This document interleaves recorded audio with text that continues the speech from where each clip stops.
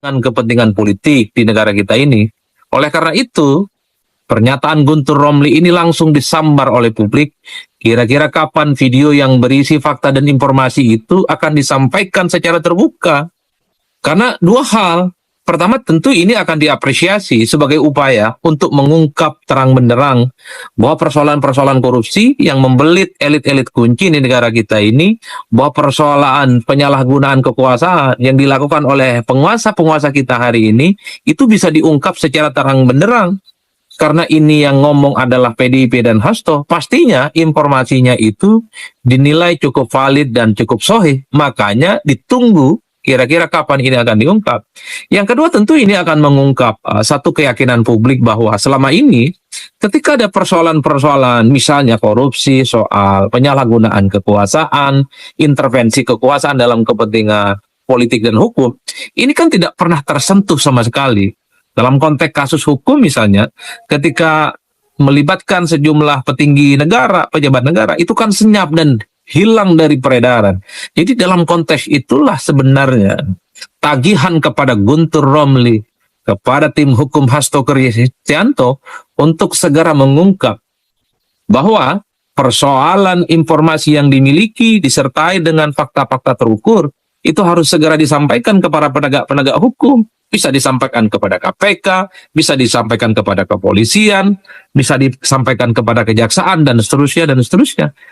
Agar supaya persoalan-persoalan hukum, persoalan-persoalan korupsi itu terang menderang. Jadi Hasto itu bisa menjadi justice kolaborator, menjadi sosok yang kemudian menunjukkan siapa kira-kira pejabat-pejabat kunci di negara kita ini terlibat dalam pusaran korupsi dan cenderung menggunakan kekuasaannya itu demi kepentingan pribadi dan demi kepentingan politik tertentu. Ini yang saya kira menjadi momen pembuktian bahwa sebenarnya Hasto itu memiliki data-data yang cukup terukur dan bisa dipertanggungjawabkan. Tapi kalau data dan pengakuan bahwa Hasto yang memiliki potongan-potongan video yang berisi informasi terkait dengan skandal elit kunci di negara ini tidak diungkap dan tidak disampaikan kepada penegak hukum, jangan salahkan publik kalau kemudian akan ada serangan balik yang jauh lebih dahsyat mengarah kepada Hasto. Bahwa Hasto akan disebut sebagai orang yang hanya playing victim, hanya akan disebut sebagai gertak sambal, hanya akan disebut sebagai orang yang omon-omon. Itulah yang akan terjadi. Karena ini terlanjur sudah disampaikan secara terbuka. Satu-satunya cara supaya Hasto mendapatkan dukungan publik, sekalipun sudah mendapatkan tersangka dari KPK, adalah mengungkapkan bahwa sebenarnya banyak kasus korupsi di negara kita ini tidak pernah tersentuh oleh hukum dan tidak bisa diungkap setuntas-tuntasnya. Oleh karena itu, bahwa Hasto diminta segera untuk mempublikasikan video-videonya itu adalah momen yang saya kira dalam hari-hari ke depan ini sedang ditunggu oleh publik. Jadi sekali lagi, kalau ini tidak jadi dipublish soal video yang berisi terkait dengan kejahatan-kejahatan elit, kejahatan politik, dan kejahatan korupsi, jangan salahkan kalau Hasto itu hanya dituduh sebagai flying victim, mencoba untuk mendapatkan simpati publik, karena statusnya saat ini sudah ditetapkan sebagai tersangka, dan informasi bahwa dan klaim bahwa Hasto punya data-data terukur terkait dengan kasus korupsi di negara kita itu hanya sebatas halusinasi, hanya sebatas fiksi, hanya sebatas klaim, hanya sebatas omon-omon yang tidak bisa dipertanggungjawabkan. Oleh karena itu, di tengah kekisruhan terkait dengan apakah persoalan hukum yang terjadi pada Hasto ada muatan politik atau murni persoalan hukumnya, adalah bagaimana Hasto harus tampil ke publik bahwa sebenarnya apa yang terjadi pada Hasto itu memang adalah persoalan-persoalan yang tidak sesuai dengan kaidah-kaidah hukum. Oleh karena itu, satu-satunya cara adalah bagaimana Hasto bisa menunjukkan kepada publik bahwa persoalan korupsi di negara kita memang tebang pilih dan ada unsur kepentingan-kepentingan politik tertentu. Kuncinya adalah menunjukkan kepada pihak berwajib, kepada penegak hukum, bahwa ada skandal di negara kita ini merugikan begitu banyak uang negara, tapi tidak pernah tersentuh. Kalau itu yang dilakukan, saya kira ini akan menjadi kado terindah bagi seluruh bangsa Indonesia menghadapi 2025 yang akan datang, bahwa kasus hukum besar yang membelit negara dan bangsa kita ini secara satu persatu sudah mulai bisa diungkap. Kalau ini yang terjadi, maka supremasi hukum Indonesia kemudian bebas dari koruptor, terbebas dari anasir-anasir korupsi yang seperti diinginkan oleh Prabowo Subianto. Ya, halo teman-teman, selamat datang lagi di channel ini. Salam inspirasi, salam NKRI, harga mati. Ya, memang betul saja seperti yang kita dengarkan beberapa hari terakhir ini, yang dimana memang banyak sekali pro dan kontra, banyak sekali ada berita-berita mengenai dokumen rahasia, dokumen penting yang telah diamankan Sekjen DPP PDIP Pak Hasto Kristianto dan juga Bu Koni Bakri angkat bicara terkait hal itu. Jadi kita kan memang tetap menunggu bagaimana mereka dapat mengungkapkan, tidak hanya sekedar menyampaikan, tapi benar-benar membuktikan, mengungkapkan apa sebetulnya isi dari dokumen tersebut. Ya meskipun memang dokumen rahasia lebih tepatnya seperti itu, ya memang ya nggak sembarangan diungkap dan disampaikan kepada publik.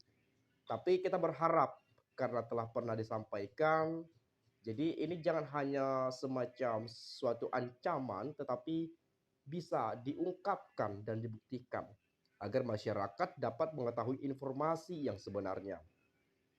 Setelah Sekjen DPP PDIP Hasto Kristianto ditetapkan sebagai tersangka ya atas kasus Harun Masiku pada 2019 lalu, ya memang meskipun pada tahun politik ini diungkit kembali dan Pak Hasto sudah beberapa kali diselidiki dan dipanggil sebagai saksi ke gedung KPK dan beberapa minggu lalu ditetapkan sebagai tersangka. Dan tentu ini sangat mengejutkan publik karena terkait hal ini nama Pak Jokowi dikait-kaitkan, disangkut pautkan. Karena secara logika kita melihat ketika PDIP memecat Presiden Jokowi, memecat mantan Presiden ke-7 itu beserta anak dan menantunya dipecat dari partai PD Perjuangan, lalu Hasto Kristianto tidak lama langsung jadi tersangka. Jadi dalam kasus ini nama Pak Jokowi pun diseret-seret. Apakah ada unsur politisasi di dalamnya atau seperti apa? Nah, jadi KPK memang saat ini menjadi suatu lembaga yang sampai saat ini diperbincangkan dan diperdebatkan. Karena bagaimanapun kalau kita melihat bagaimana KPK dalam mengambil langkah dan sikap tegas dalam menangani kasus-kasus yang terjadi, khususnya kasus korupsi dan seterusnya. Nah, kenapa baru saat ini diungkit? Kenapa dari dulu 5 tahun ini apa kerja KPK? Kenapa tidak dieksekusi langsung dari dulu? Kenapa baru tahun politik ini diungkit lagi, dan diungkit lagi? Kenapa nggak tangkap saja Harun Masikunya? Kenapa harus elit partainya? Dan kemudian masih banyak sebetulnya orang-orang yang sudah lama buronan, bahkan lebih lama dari Harun Masiku ini, yang memang benar-benar melakukan korupsi, ya, melakukan korupsi, merugikan negara dan memakan uang rakyat. Kenapa itu nggak diungkit, nggak diselidiki dan seterusnya dan seterusnya. Dan ini kan menjadi sebuah pemikiran yang pro dan kontra di tengah-tengah masyarakat, khususnya bagi para pengamat politik, bagi para politisi dan seterusnya. Apakah karena mereka tidak anggota partai atau memang ini ada unsur politisasinya? Jadi ini kan menjadi sebuah pertanyaan yang selalu muncul di benak masyarakat Indonesia. Bagaimana kasus ini bisa terungkap? Memang sebetulnya bila mana itu terbukti dan benar-benar, ya it's okay, diproses sesuai hukum yang berlaku. Tetapi bagaimana KPK? KPK yang dulunya dikenal sebagai KPK yang independen, tetapi pada saat ini kalau kita melihat ya KPK di bawah naungan presiden gitu ya, di bawah pengawasan presiden. Harusnya KPK itu ya harusnya saja ya berada pada posisi yang independen. agar lebih leluasa, agar lebih adil, jujur, dan fair dalam menangani korupsi, dan seterusnya, dan seterusnya. Nah, saya nggak tahu bagaimana nanti lika-liku politik ini dengan berbagai pro kontra dan berbagai problem yang terjadi di dalamnya. Tentu kita berharap bagaimana situasi persoalan-persoalan saat-saat ini bisa dituntaskan sebagaimana mestinya. Tidak hanya menjadi bahan perdebatan terus-menerus, tapi bisa dibereskan, bisa dituntaskan, dan ini menjadi sebuah evaluasi guna untuk perbaikan di masa yang akan datang. Nah, kemudian kalau saya melihat ada beberapa komentar dari teman-teman kita, saya akan baca dan akan mengulas. Ini tentu pendapat masyarakat Indonesia, teman-teman. Nah, di sini dari Mas Basuni, beliau menyebut dan menyampaikan, Pak Hasto, buktikan saja. Kalau ada bukti, rakyat baru percaya. Jangan cuma omong-omong. Rakyat senang kalau para elit-elit politik ribut. Mantap. Nah, jadi memang jangan hanya omong-omong gitu ya. Dan kita memang harus fair di sini. Bagaimana ketika telah diucapkan, telah memegang dokumen penting dan seterusnya, ayo diucapkan, diungkapkan saja. Biar semuanya terbukti. Biar masyarakat tidak berpikir kemarin ada katanya seperti ini, kata si A seperti itu. Tahu-taunya nggak keungkap-ungkap, malah digoreng-goreng, malah dipanas-panasin dan seterusnya ya. Jadi kita kan sebagai masyarakat bingung juga. Ini sebetulnya yang salah dan benar siapa sebetulnya? Ini yang menjadi pertanyaan yang terus-menerus muncul di bayang-bayang oleh masyarakat Indonesia. Khususnya saya sebagai warga negara, sebagai anak muda, berpikir bahwa kok seperti ini gitu ya. Kenapa nggak langsung saja diungkapkan? Kenapa tidak langsung terbuka saja kepada publik? Agar publik dapat menilai. Jangan sampai masyarakat berpikir, udahlah itu hanya permainan politik saja, terlalu banyak drama dan seterusnya dan seterusnya. Jadi bagaimana mereka-mereka ini dapat memberikan informasi yang efektif ya kepada publik. Nah, kemudian kalau saya melihat dari Sutarto, urun rembuknya. Saya ini bukan siapa-siapa dan juga tidak ingin jadi apa-apa.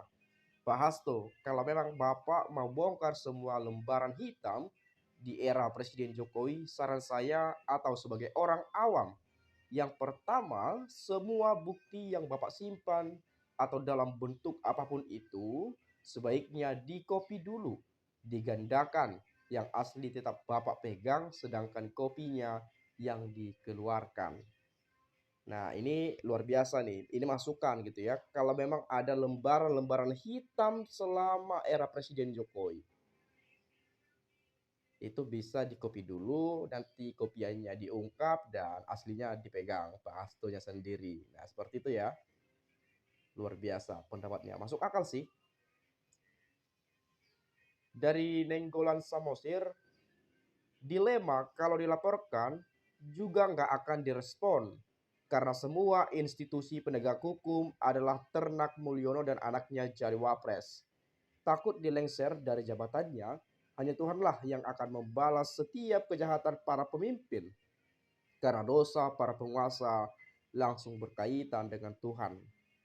Ya bagaimanapun mereka kan mengucapkan sumpah janji jabatan. Jadi langsung berhubungan dengan Tuhan gitu ya. Masalahnya jika semua dilaporkan ke polisi, ke KPK, ditindak nggak nih? Diusut nggak?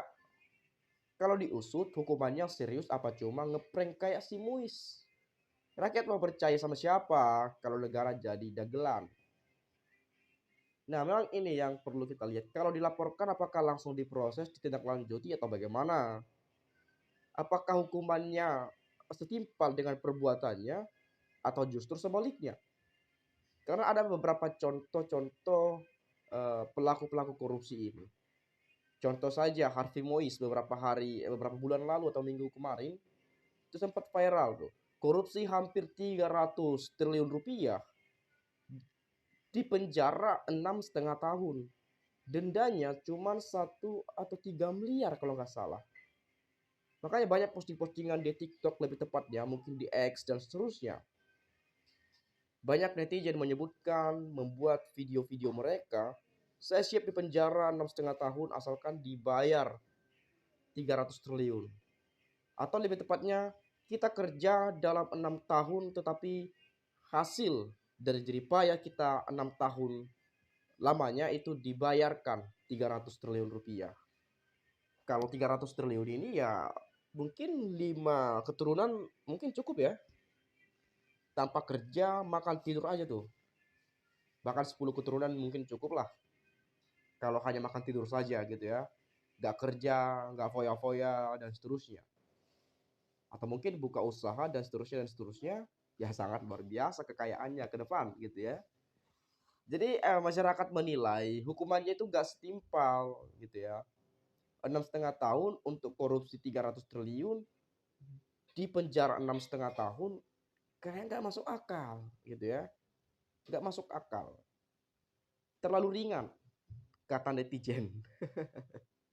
Banyak sekali yang mengucapkan hal itu. Jadi memang hal ini harus perlu dievaluasi bagaimana hukum itu bisa berjalan sesuai yang berlaku seperti itu, dan memberikan hukuman yang setimpal agar di kemudian hari menimbulkan efek jera kepada eh, orang-orang yang memang ada muncul di benak pikirannya untuk korupsi. Kalau hanya hukumannya 6,5 tahun, korupsinya 300 triliun, mungkin di bawah-bawah sana pasti banyak tuh yang ikut. Atau juga korupsi 300 triliun. Ya kasihkan aja sama anak, sama istri, sama keluarga dan seterusnya. Biarkan dia di penjara 6,5 tahun. 6,5 tahun waktu yang singkat dan tidak terasa. Setelah lepas dari sana, beliau masih punya tuh, masih banyak uang yang dia pegang untuk kebutuhan hidupnya sepanjang masa gitu ya, sampai mati lah lebih tepatnya seperti itu. Jadi kepada Bapak Prabowo Subianto sebagai Presiden Republik Indonesia, ada kalanya memang harus eh, melihat bagaimana permintaan-permintaan rakyat itu, bagaimana masukan-masukan rakyat, pendapat-pendapat rakyat. Ya bagaimanapun beliau ini kan menjabat karena dipilih oleh rakyat Indonesia. Jadi harus bisa lebih fair dalam menangani hal-hal semacam ini. Ya, mungkin kurang lebih seperti itu saja, teman-teman. Saya minta maaf ya kalau ada penyampaian yang salah dan kata-kata yang tidak menyenangkan. Sekali lagi, tidak bermaksud untuk mengungkit masa lalu, memprovokasi, apalagi dituduh sebagai buzzer-buzzer politik. Karena kita tidak terlibat dengan hal-hal semacam itu, tetapi kita berusaha dalam memberikan pencerahan, memberikan informasi-informasi seputar perpolitikan yang terjadi di bangsa dan negara ini. Itu saja, sekali lagi saya ucapkan salam inspirasi, salam NKRI, harga mati.